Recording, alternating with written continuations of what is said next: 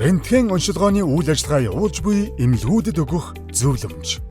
Рентген багаж тоног төхөөрөмжийг зөвхөн тусгай зөвшөөрлийн дагуу ашиглаж, хадгалж, хүлээн авснаас хойш ажлын 3 өдрийн дотор хяналтын байгууллагад мэдэгдэж бүртгүүлэх. Байгууллага нь цацрагийн аюулгүй ажиллагаа хариуцсан ажилтан дотоод хяналтын нэгжтэй байна. Цацрагийн хамгаалалтын дотоод дүрм, хамгаалалтын хөтөлбөр, ослын үед авах арга хэмжээний төлөвлөгөөг хянуулж, батлуулан мөрдөн. Хариуцсан ажилтан болон тусгай зөвшөөрөлтөй холбоотой мэдээлэл өөрчлөгдвөл холбогдох байгууллагад хуульд заасан хугацаанд бичгээр мэдэгдэх. Рентген оншилгоог зөвхөн цацрагийн хамгаалалтын шаардлага хангасан зөвшөөрөгдсөн зориулалтын өрөөнд хийж анхааруулах тэмдэг, санамжийг стандартын дагуу байрлуулах. Рентген аппаратын бүрэн бүтэн байдал, тохируулга, чанарын хяналт, цацрагийн хэмжилтийг тогтмол хийлгэж, шаардлага хангасан хэмжилтийн багаж ашиглах. Үндэслэлгүй зураг авалт хийхгүй байж, өвчтөнд өгөх шарлагын түнг оншилгоонд шаардлагатай хамгийн бага түвшинд байлгах. Оншилгооны үед өвчтний биеийн бусад хэсгийг хамгаалж, асран хамгаалагч, туслах ажилтныг зайлшгүй тохиолдолд хамгаалах хэрэгслээр хангах.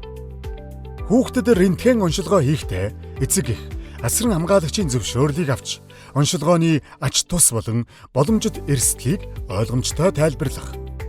Оншилгооны үед бусад өвчтөн иргэдийг шаардлагагүй нэмэлт шарлагад өртүүлэхгүй байх орчны зохион байгуулалтыг бүрдүүлэх.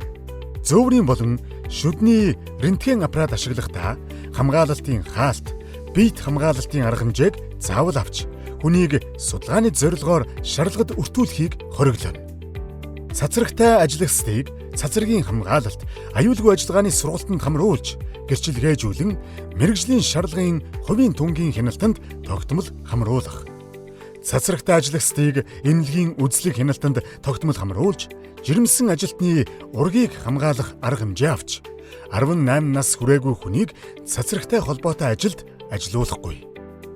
Рентген тоног төхөөрөмж, цацрагийн үс хүрийг зөвхөн тусгай зөвшөөрөлтөй этгээдээс худалдан авч, шилжүүлж, тусгай зөвшөөрлгүйгээр улсын хилээр нэвтрүүлэхийг хориглоно. Хур борооны удирдал эхэлж буйтай холбогдуулан ойрын өдрүүдэд түр зуурын дуу захилгаантай бороорох, урийн үер буух, гол усны түвшин нэмэгдэх эрсдэлтэй байна. Иймд аж ахуй нэгж байгууллагууд цаг агаарын сэрэмжлүүлэг, урьдчилсан мэдээг тогтмол шалгаж, болзошгүй үер усны аюул, цаг агаарын аюулт эрсдлээс урьдчилан сэргийлж ажиллана.